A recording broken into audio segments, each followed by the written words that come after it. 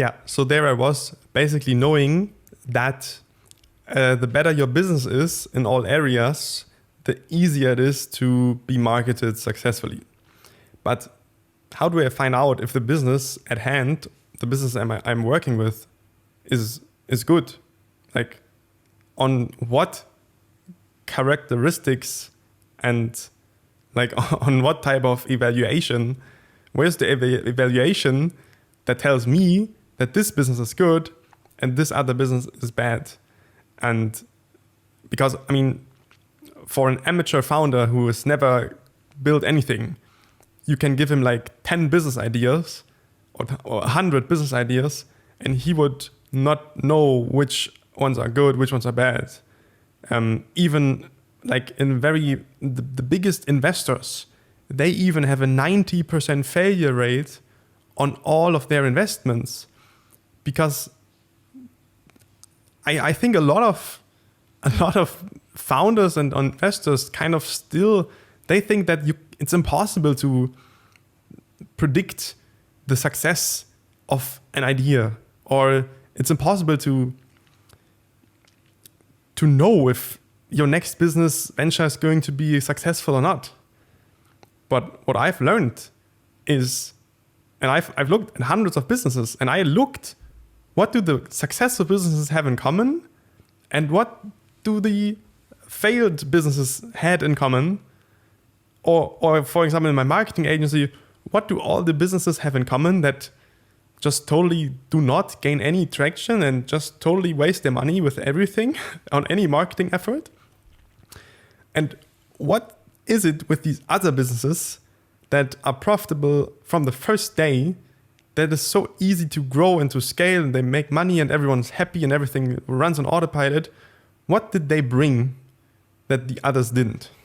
And yeah, that was basically my deep question is, what exactly do I need to do?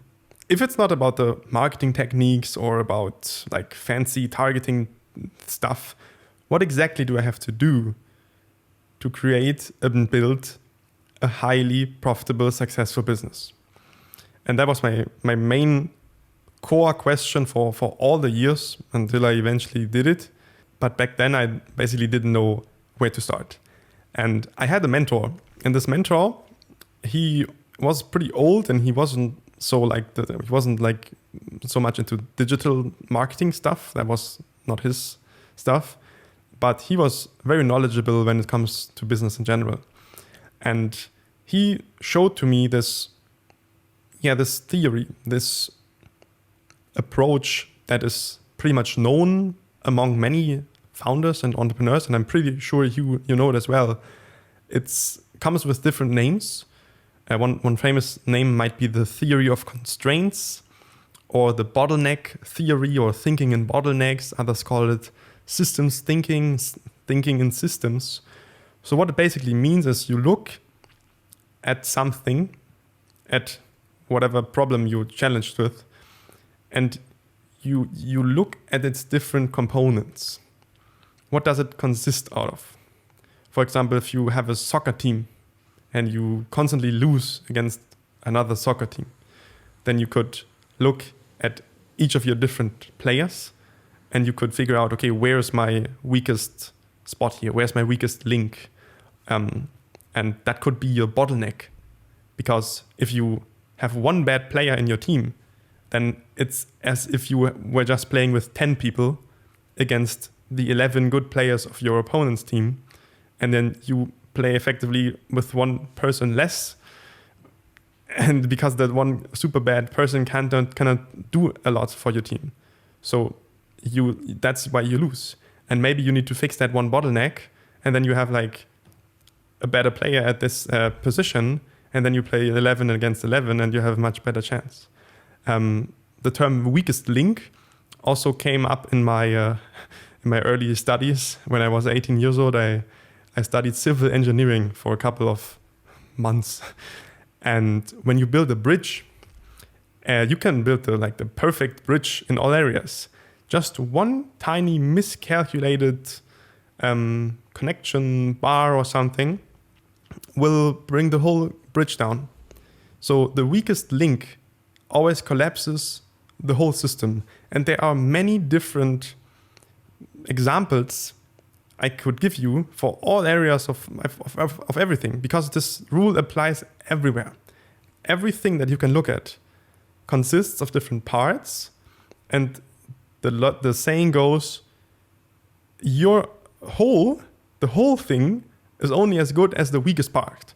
The whole bridge is only as good as the weakest link. The whole soccer team is only as good as the weakest player. For example, if you have a factory and you produce some sort of product that consists of 3 materials: wood, paper, metal, and one of your materials is not in stock because you have like shipping, logistics problems, a bottleneck, then it is completely irrelevant how much you have in stock of the 2 other components.